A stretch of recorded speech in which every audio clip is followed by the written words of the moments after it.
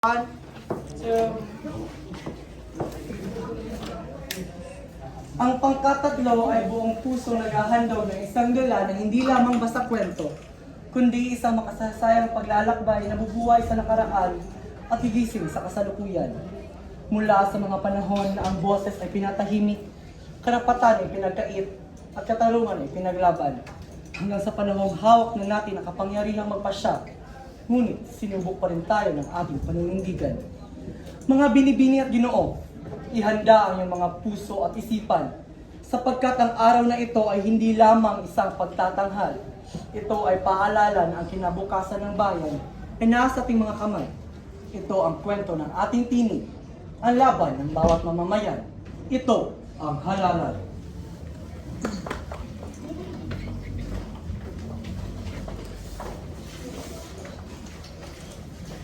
Sa isang sala, may mga polyeto ng kandidato sa mesa.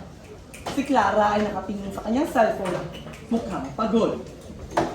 Ay, Lola, kailan ba kita lang bumoto? Wala namang nababago. Puro pangako, pagkatapos sa eleksyon, kinakalimutan na lang. Ako, ang pintas ng dali ay hindi lamang basta-basta. Ito ang dugo at pawis ng mga nauna sa atin. Akala mo ba ganoon kadali ang bumoto noon? Huh? Bakit ho? Paano ba sa panahon ni Rizal? Noong panahon ng Espanyol, iilan lamang ang pwedeng bumoto. Ang mga mayayaman, ang may impluwensya. Ang boss ng karaniwang Pilipino, walang halaga. Diyos ko, Mario Jose Clara. Okay.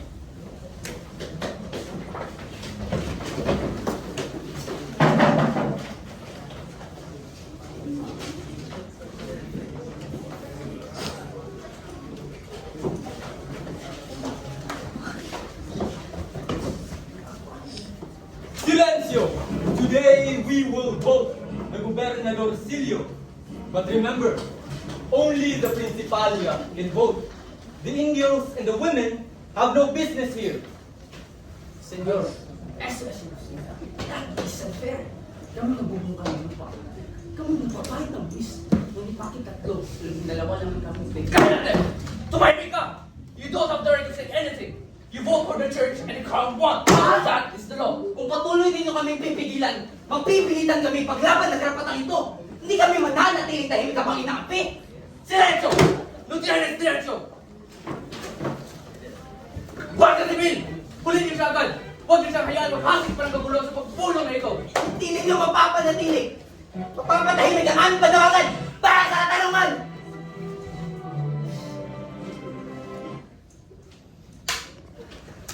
Sir, papa.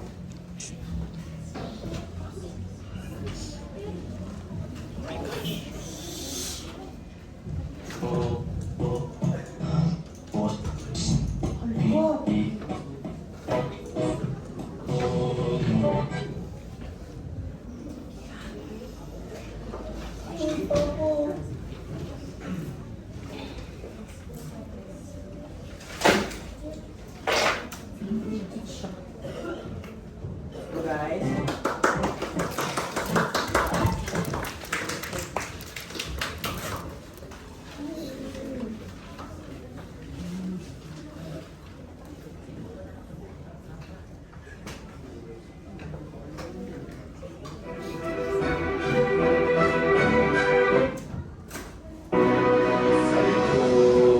Saradong pinto, boses na tititalim, isang sistemang manyaga sa puso'y nagpapahirap, nagmamasiyain.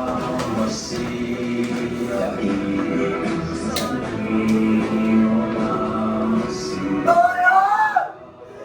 Tulong! Bakit naman?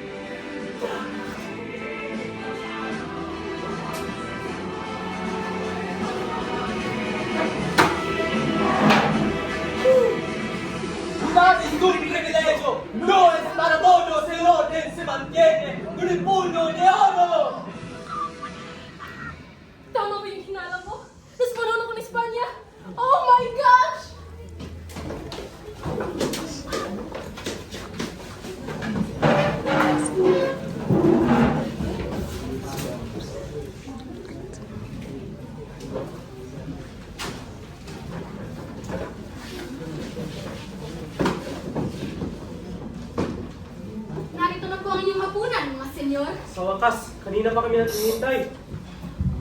Nais niyo po ba itong samahan ng tubig? Kaya tayo, Joe! Alis! Aalis na po, Senyor. Ngunit sana'y maunawaan niyo na ako'y napapagod din sa pabalik-balik niyong utos na walang kwenta. Ha? Ano? Ikaw? Pagod? Nakakatawa. Di kayo pwede mapagod. Yan nga lang trabaho mo, di mo pa magawa. Umalis ka nga sa harapan ko. Guardia! Disiplinahin siya. Kailangan yung matutong sumunod ng walang reklamo! Bilang na ang desisyon. Ang mga prinsipal niya dapat lamang ang binoto. Hindi maaaring hugot ang mga magsasakal. At lalong-lalo na ang mga kababaihan. Ang lugar ng kababaihan ay sa kusina lamang. Di ba, Dong Junior? At ang mga mahihirap, wala silang mararating sa kanilang mga buhay.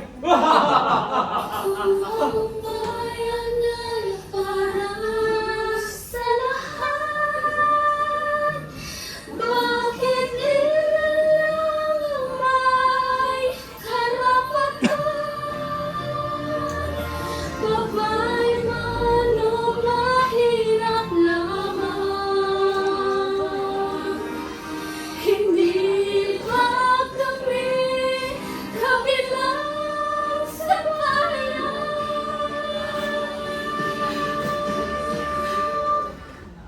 Kawawa naman ang mga Indio. Hindi na nga sila tatang-tama. Wala ba silang katulong ito?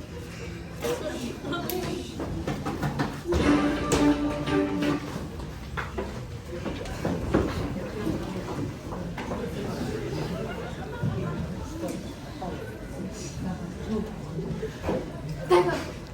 Nasaan ako? Ibang amoy na to, ha? Hindi na simbahan. At insenso? Amoy sigarilyo at bagong pintura na? Sino ang mga to? Gentlemen, the era of the crown is over. I bring you a solution. I bring you democracy. I bring you the Filipinization of the government. Demokrasya! Ibig sabihin po ba ay maaari na kayong bumoto ng malaya? Lahat na ba kami? Don Fernando, huwag ka ba dalos-dalos yan?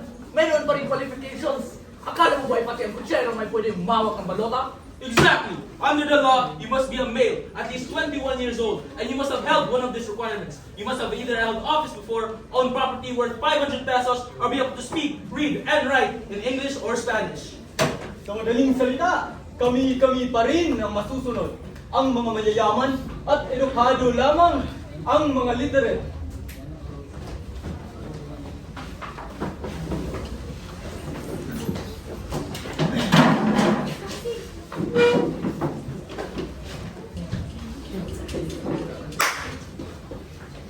Narinig niyo ba?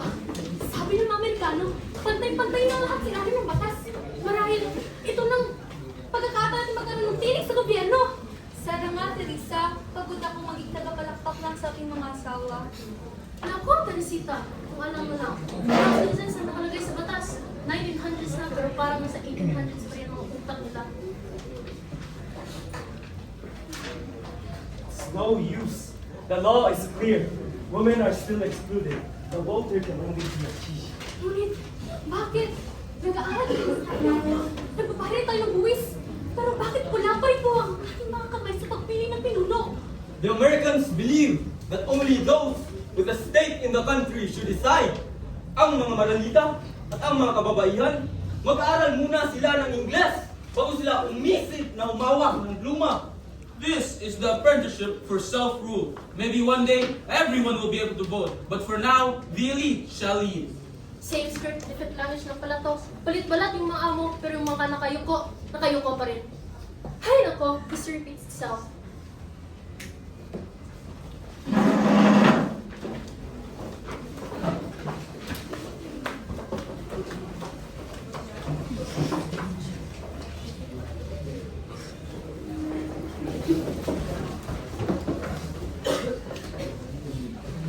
Noong panahon ng pananakop ng mga Espanyol sa Pilipinas, maraming karapatan ang pinagkait sa mga Pilipino. Isa na rito ang karapatan ng kababaihan na makilahok sa desisyon ng lipunan, tulad ng pagboto. Napansin niyo ba? Sa bawat pagpili ng mga pinuno sa ating lipunan, puro lalaki lamang ang pinupayagang pinuno. Oo nga, parang wala nang tayong boses, na para bang sa kanila, wala na tayong karapatan para pumili ng mga pinuno. Ganito na talaga talaga ang sistema ngayon. Ang sinasabi nila, ang mga babae raw ay dapat sa bahay lamang. Pero hindi pa tayo rin naman ang naapektuhan sa kondisyon nila. Oo nga. Bakit hindi tayo maaari magsalita? Wow, ganito pa pala may mga babae na itong katapos. Wait! Goodness gracious! Ikaw ay ang lalalus? Yung great-great-grandma ko? Oh my gosh! Hoy mga babae, ano ito narinig ko? Mga babae, nag-uusap ko sa politika? Nakakatawa naman! Ang mga babae ay hindi dapat nakikialam sa usaping pangpamahalaan. Ngunit senyor, may karapatan din kami ng pahayag ng aming salukutin. Karapatan, ang tungkulin niyo ay mag-alaga ng pamilya, hindi makialam sa pamahalaan. Kung ayaw niyo maparusahan, mas mabuti pang tumahimik na lamang kayo. Hoy mga senyor! Ganyan na ba kalit ang paningin sa kababaihan? Ganyan din ba kayo sa punong ilang ng mga tahanan? Kami ay mamamayan din ng ating bansa. Katulad ninyo, kami ay naapektuhan sa maling sistema ng bansang ito. Mag-isip kayo! Kawawa talaga ng mga babae. Nakakahiya. Para talaga tayo walang halaga sa kanila. Masakit man, pero ganito talaga ang tingin nila sa atin. Hindi ako papayag na habang buhay lang tayong tatahimik. Kung hindi nila ibibigay ang karapatan natin, ipaglalaban natin ito. Paano natin gagawin yun? Bubuo tayo ng kinakailangan magtutulungan ang mga babae sa aking banyo. Ipapakita natin na may boses tayo. Yes, that's the spirit! Ito na talaga yung moment ng bago ang history. Unti-unting dumami ang kababaihang sumusuporta sa kanilang layunin. Nagtipon sila, nag-usap, at nagpalaganap ng ideya na ang kababaihan ay may karapatang makilahok sa lipunan. Ano, tara? Hindi naman tayo inaasawa. Mamamayan din tayo ng malinto. Kung ang mga lalaki ay maaaring bumili ng mga pinuno, bakit hindi tayo?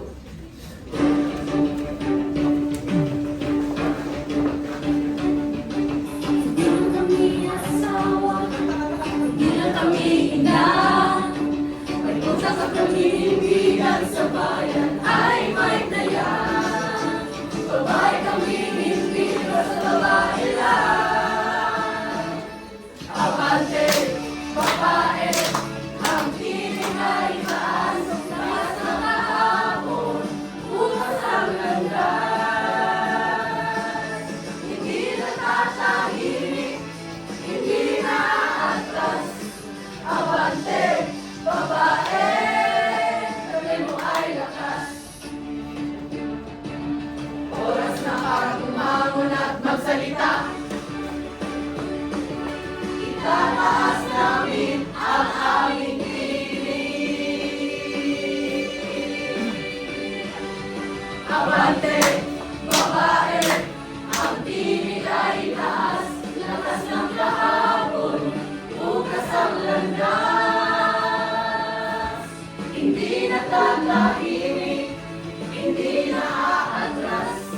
Abante, babae, sabi mo ay lakas. Boses ng kababaihan, liwanag ng bayan. Mula 1935 hanggang sa tagumpay. Karapatang umuto sa tuloy at kamit lang tunay.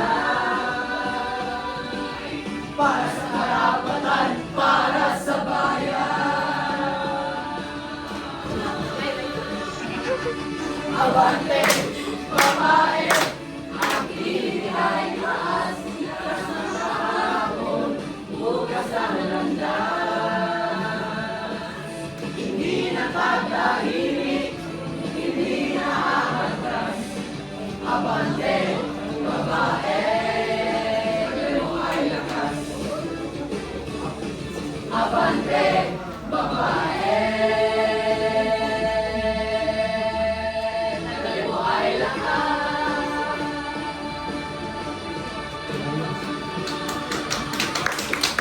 Grabe, yung live version talaga ng history book. Noong 1937, sa pamamagitan ng plebisito, kinilala sa Pilipinas ang karapatang bumoto ng kababaihan matapos ang mahabang pakikibaka ng mga kababaihang Pilipino. Mga kapatid, ng 1,935. Ayon dito, mabibigyan tayo ng karapatan na bumoto kung makakuha tayo ng 300,000 pinmasik sa prinsipyo. Hindi tayo pwedeng manatiling sa loob ng bahay na. Taba! Hoy mga babae! Ano itong naririnig ko na mag-asakay gamit ang binisito? Ha! Tandaan nyo! Tayong mga babae ay pambahay lamang. Huwag kayong mangarap sa mga pumod na kailanman na hindi matutupad. Senyora, hindi man kailanman kami humingi ng espesyal na pabor. Ang gusto lang namin ay pantay na karapatan. Isipin ninyo, bawat tinig natin ay parang apoy. Kapag lumiyak, pwede mag-iyak at magbago ang lahat. Karapatan din namin pumili kung sino ang mamumuno sa aming bayan. Naaapektuhan din kami kung ano ang nangyayari sa aming paligid. Kung kaya, mag-iikot kami at magpapaliwanag. Ipapaliwanag namin kung bakit dapat kami sumali sa plebisito. Kung sama-sama tayong kikilos, makakamit natin ang 300,000 firma. Hindi ito laban ng ilan. Ito ang laban ng lahat ng kababaihan. Lumipas ang ilang taon at nakamit na rin ng babae ang karapatang bumoto sa pamamagitan ng plebisito. Para sa ating mga anak, sa kinabukasan ng mga susunod pang henerasyon ng mga kababaihan.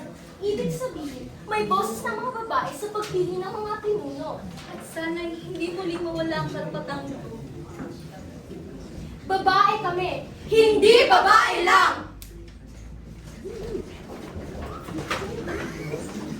Ang kasaysayan ay nagpapaalala na ang karapatan ay hindi basta ibinibigay. Pinaglalaban ito dahil sa tapang at pagkakaisa ng mga kababaihan, ang kanyang tinig ay tuluyang narinig. Clara? Clara na! Gising na! Tanghali na! Ako, aalis tayo mamaya. Ako, makakabalik sila sa presinto. Ba't hindi niya na ka? Ha? Mahal? Nakagtay! Napaka-weird talaga ng panaginip ko. Oh, ba't ka nakapilipinya na, anak? Ate ka ba? Charat.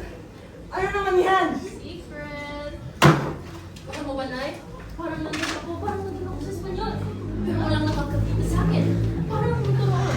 Nakita ko nga kung paano yung nagpupukandasan. Hindi ko ako very makaboto noon. Nakita nga dito. Ako bunso. Mamaya mo na yung kwento. First time mo ko ngayon. Nakagaran ako. Hindi ata yung tante to. Nakita ko si Lola Luz. Siya yung matapang ng baryo. Siya nga yung bigyan niya. Ah, si Lola Luz. Matapang yun. Kaya please lang, huwag ka na-sign ng boto. Dito ba sa papel lang? Aba, bunso, gets ko naman. For first time voter ako, baka mamaya mali pa mapili ko. Kaya nga ate, huwag kang magpapalig sa sikat, sa pogi, sa puro pangako lang. May kasama nilinaw na plano at may toong malasakit sa tao. Oo nga eh, ang dami ko mga nakikita online, iba-ibang sinasabi, nakakalito rin minsan. Oh, kaya kayo, hindi pwedeng puro social media lang, umasehan. Mag-isip naman ang mabuti. Ganito kasi yun mga anak. Mahirap kasi talaga natin malaman kung sino yung nagpapakitang tao lang at yung nagpakakatotoo. Kaya kung kayo mamaya sa botohan, mag-isip kayo na mabuti. Huwag kayong padalos-dalos. Huwag kayong padalos-sikag. Kaya ang importante doon ay, noon wala tayong karapatang bumoto. Ngayon, nasa panahon na tayo na malayang makaboto. Tapos, pagpalit lang natin sa pera, hindi yan tama. Ang boto ay parang buko. Kung ano ang itatanim mo, yun rin ang aanitin mo. Sige bunso, hindi ako buboto dahil ang sikat, dahil maganda, hindi. Buboto ko dahil sila ay karapat-dapat. Correct ang boto. Sige na, o siya. Tara na mga anak, alis tayo mamaya. Ako, mabaw yung ilan siya dito.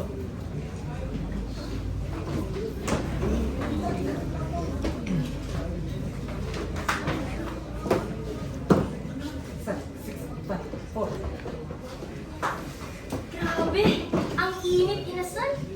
Kailan mo ito matatapos? Grabe no? Noon, manumani yung pagbilang ng boto. Ngayon, ang high-tech na. May makina na. VC o VFC yung tawag. Hala! Naku! Naku, tingnan mo! Yung babae! Nagkukunan ng litrato sa balota! Bawal yun, di ba? Oo, yan ang ebidensya ng hanggang nagbenta ng boto.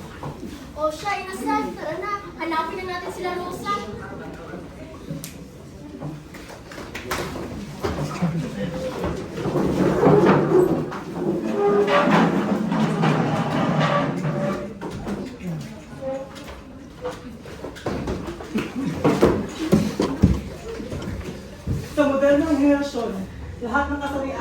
maaaring binoto. Bawat boses ay may kapangyarihang bubugin ang bansa. Pinagabayan ng Commission on Elections, ang mamamayan ay pumila to verify ang kanilang pagkakatinangan at tinatanggap ang kanilang balota. Sa maingat na pag-iisip, inililibing nila ang kanilang mga pinipiling pinuno, pinapakain ang balota sa makina at kinukumpirma ang kanilang boto sa ilang iba.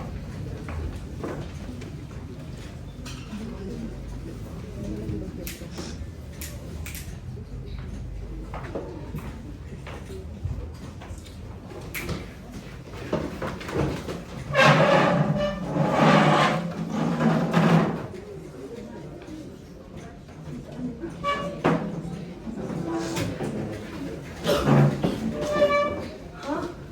Saan ako? Ito na ba yung presinto ko? Dito na ba ako makukulong? Char lang, voting precinct yun. Dito na yung muna. Naka-Filipiniana ka pa rin, hindi ka talaga. Uy, ano Rosa? O ano? Maganda umaga po. Ano pala? May 5,000 po ako dito. Kapalit ako sana na. 5,000? Para sa boto? Narinig mo yun, anak? 5,000 lang para sa boto? May itulong to sa akin, na? Uy, ma! Ayaw! Wala nga tayong karabitan noon. Wala nga tayong matulad natin. Tapos pagpalit mo lang sa 5,000, ang tatapin ng pera na yan para narinig yung sinusubo yung pinaglaban ng ating mga ninuno. Tama nga, Tara. Hindi ko kakanulo yung pinaghirapan ng tinuno natin. Ang boto ko ay para sa bayan, hindi para sa pera! Sige na po, 5,000 na to, oh. Hindi ko yan tatanggapin. Please. Check! Bahala na kayo! Kayo na ngayong bibigyan ng mga libo. Ayaw niyo pa? Bahala Okay kayo. lang yan! Alis! Sinasayang niyo lang yung oras ko! Weh! Nay, nandiyan pala kayo. Gusto lang magkamala. Mang inasal, ano tara? Anak, guwapo. Nandito pala kayo. Kumusta yung botohan? Si Maxes focus sa pagboto. Sure na sure ako, meron siya mabuting may ambas sa bansa natin. Dapat lang ha, lahat tayo ay may pagkakataong pumili.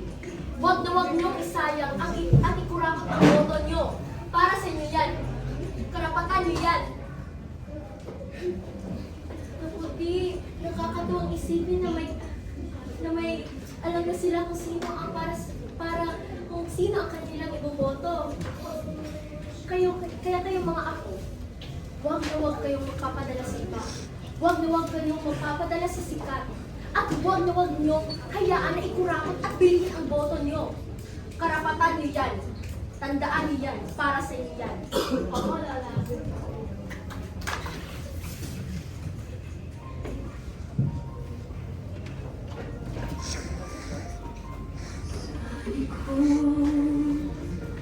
Nang pinto, boses ay bawal.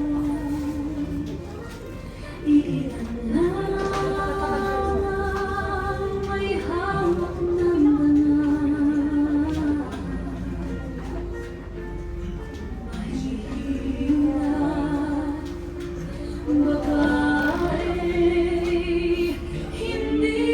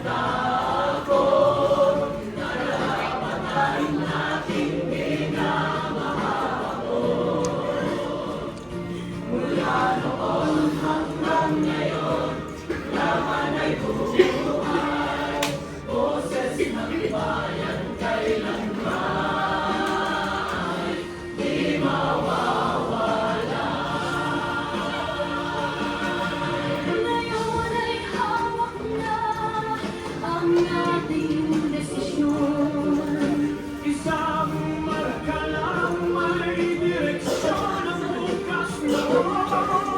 Hindi ito benta, hindi ito laro.